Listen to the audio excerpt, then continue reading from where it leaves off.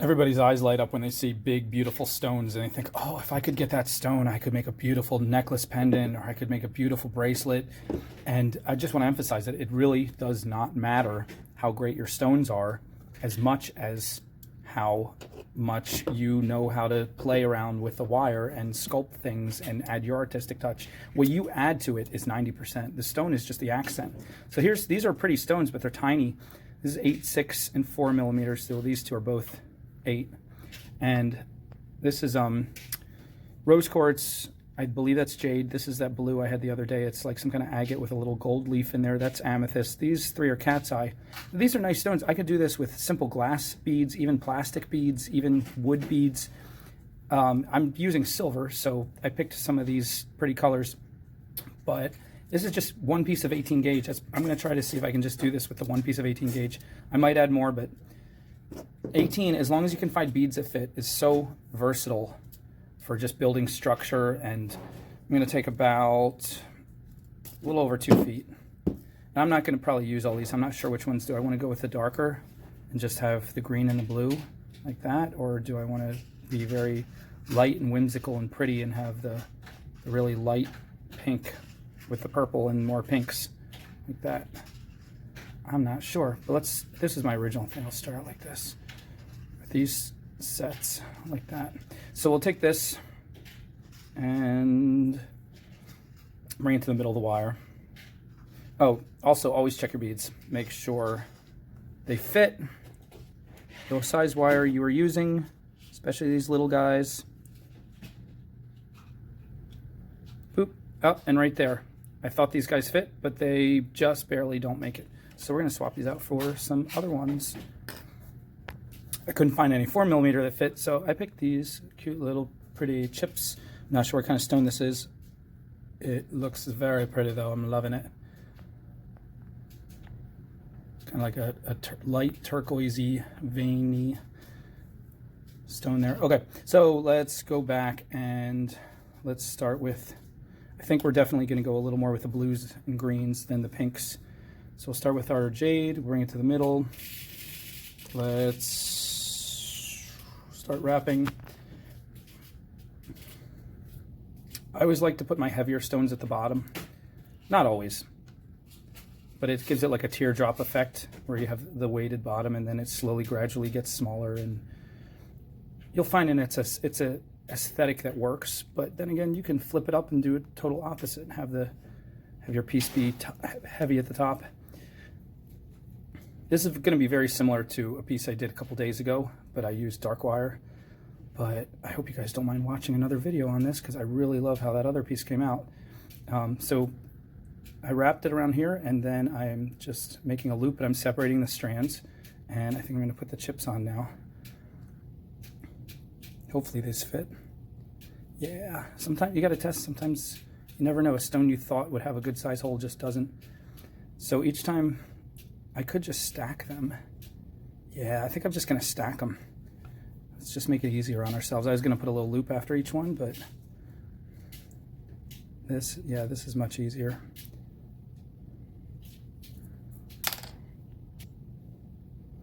There we go. Now,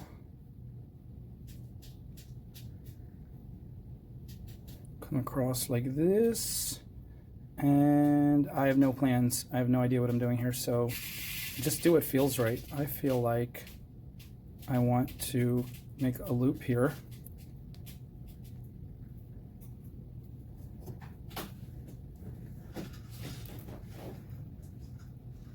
And get that loop tighter. Let's get the round nose in there. Just roll that. My chips are still bouncing all over the place. Hopefully I will fix that as we go through here. All right, so we have a nice loop there, and I feel like having that loop come back around like that. I'm going to have this wire follow like this, and these chips are just all over. Let's get them secure. Let's maybe have them come across here like that. Let's have this big wire because we have leverage now. Let's have him go under there. That'll tighten up that area. And this is just fun. It's just discovery. Like, I'm telling you guys, I pulled out the stones and the beads, and I pulled out the wire, but other than that, I thought I was going to make something close to that last piece because it came out so pretty, but now we're doing something wildly different. All right, so that threaded through there makes all this secure, and it keeps these chips from moving any further from where they are. Now we'll take these guys together. They look pretty together. Let's do our top loop because this one is running out. This will be our top loop to secure to the chain. We could turn it a quarter turn that way and it'll become the bail, or we can add jump rings and they will be the bail, whatever we decide. Let's roll it a little tighter in there, and we'll scarf it on itself immediately like this. That'll secure its spot and tighten it up too. And then this guy is running out. I might just make him into a big giant swirl. I'll stick him out to the side for now.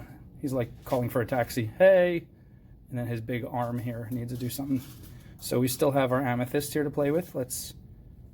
Shall we sneak the amethyst in, or shall we just go with this blue stone? Shall we just make it greens and blues, or shall we have a little purple in there? Let's just do greens and blues for now. Let's see how that comes out. So we'll put this guy on. Oh, this almost doesn't fit.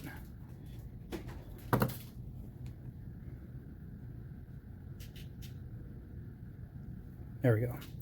Let's get him down. And I want him to be about halfway down. So we're coming down here. I want him right about there.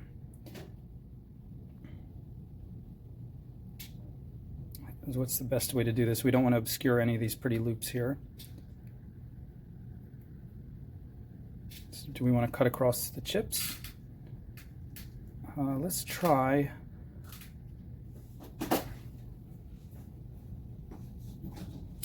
Let's try moving this. Let's try coming around here like this. Let's try not to obscure that one swirl. Try to come around it like that. Okay, there we go. He's held in place. Move this up so it doesn't. And you can try to copy this if you want, I don't mind, but I suggest you just do what I did and just get your piece of wire, get your beads, and just start playing. See what you come up with, because I guarantee whatever you do, it's going to be fun. Now I'm going to come around the bottom stone again because he can use a little more weight down there, and I'm here anyway, so I might as well, and that'll secure him better too. Okay, so now we're left like this, and you know what? I'm wishing I had put that amethyst in there because that would have, I think that would have balanced it nicely. So almost as good. I'm going to slide the amethyst right on this guy. So we are going to have purple after all. And we're going to try to put him right there, right about where, let's see, maybe right like that. No, I don't like that. I like it out here like this. All right, so we'll thread him through here. Ooh, I like that. It's coming around like this. And then we'll just close this off with what we have left to make a little swirl. Won't even be a swirl, it'll be more like a loop. It's very little left.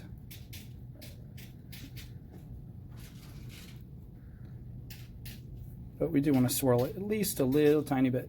There we go. Little tiny bit, and we'll just put him right in front of that blue stone.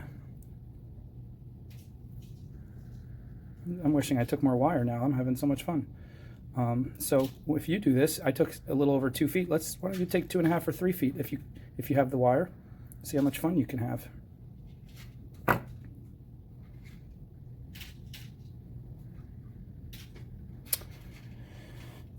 Let's see, what do we do to finish it up? Let's just come up to the top here. Yeah, let's just come up to the top. Let's make it simple. We'll just frame the whole piece with one more one more curve. We'll wrap him around there, and then we'll tuck him right in here so he's tight. Just made it. I just made it. Didn't cut any of this wire. Just tuck him tight in there. Make sure the sharp end is tucked in. And okay, let's get that. I want him over the outside of these chips. There we go. Like that. This amethyst is sticking out a little more than I want. Let's kind of get him back in, or her. Amethyst is a her, right? Who knows? How do we do that? I think if we wind it more, I think if we grab it from here and pull it tighter, maybe we can get more of a swirl after all. Let's see.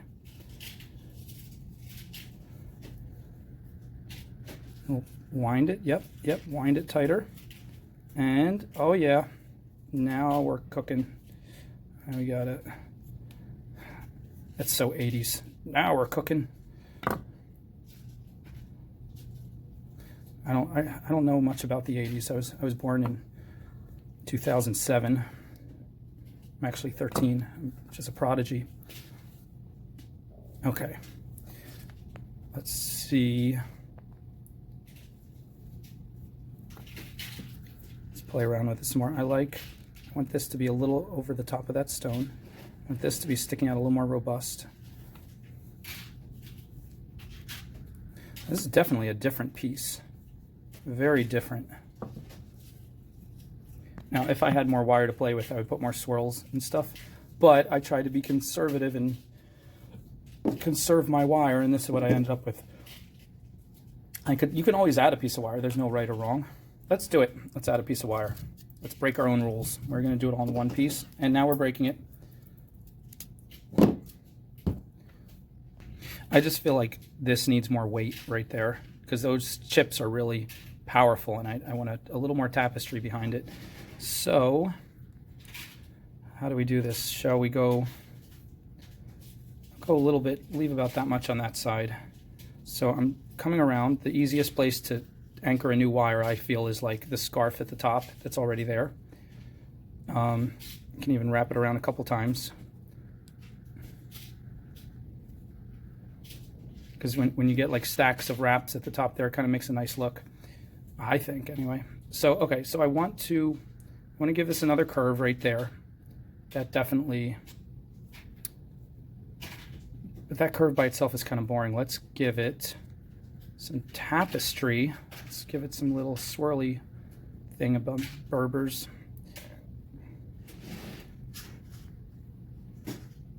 And when in doubt, you can always decorate your piece with these little loops that go this way and then that way and then this way and then that way. And the key is you want to roll them tight together. You don't want them sticking out too far, because then instead of looking like tapestry, they just look like stowaway wonky things just popping out and looking like they want to catch on something. So you want to roll it tight. You want to try to get your loops close together.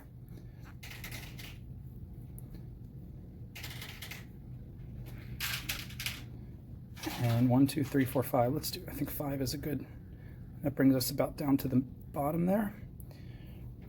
Okay.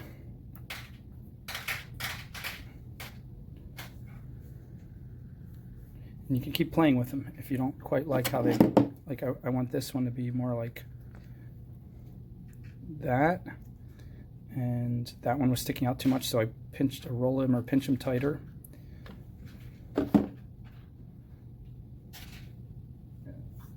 And actually we have room for a couple more now that we made it tighter. And it doesn't have to go back and forth. You can keep going in the same direction too. Like I'm going to do this bottom part. I'm going to do 3 in the same direction. It makes like a little leafy cluster. If you're pretending these are leaves or flower petals. Sometimes you can go do like small, big, small, or just small, medium, big. Right, so that is right there. And I like that. I'm just gonna, again, anchor it around my bottom stone, like that. Pull it out a little bit, because now they're hiding too much. And this guy is sticking out too much. I want these guys to stick out more.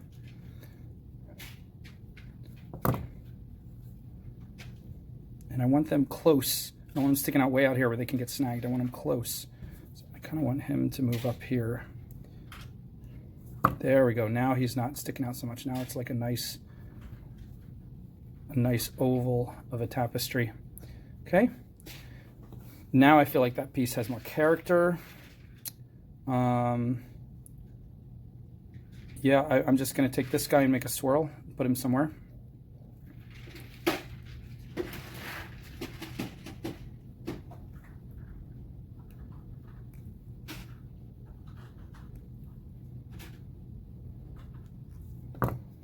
That would fit nicely, right? Sort of covering the jade, but just a tiny bit, not too much. And nice, I like it, I like it. Push this amethyst, still amethyst is sticking out too far for my liking. Roll it even tighter. Let's roll this guy even tighter. Better, that's better. Let's just force it. Sometimes it puts something where you want, you don't have to unravel it around, you just force it. You just grab it with your fingers and shove it.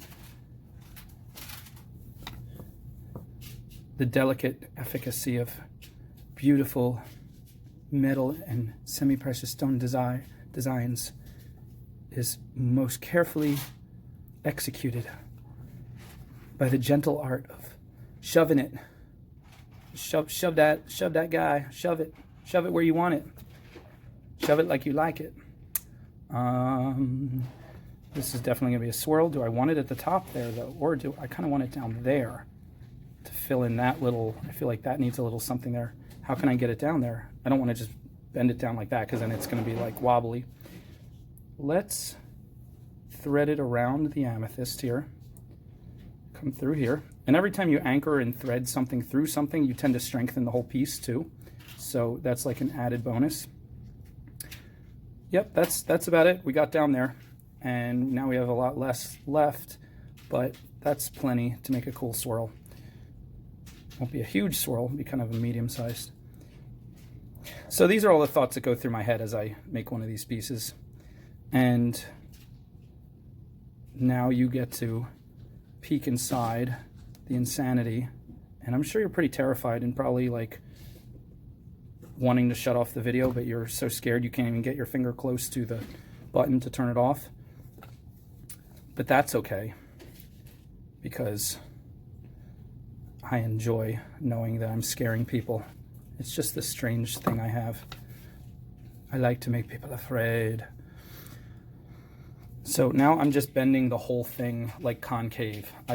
I like my pendants to be concave or convex, whichever way you're looking at it. Like I like them to be almost like a cabochon, like bowed outward, like a half sphere, with the outer edges sitting against the person's collarbone or chest. Because I feel like then it'll just sit, and if they dance around, it'll kind of go like that, but it won't flip over as easily. Flipping over isn't terrible, but if you want all the prettiness to be on the front, then you want it to stay front forward. So I'm definitely gonna put jump rings in here, and I'll probably put 3 jump rings, because the more jump rings you put, or the wider your bail is, the more your piece won't spin. It'll hold it. But I think that's pretty much it. I don't know what to call this. You guys can tell me in the comments. And you guys have an awesome day.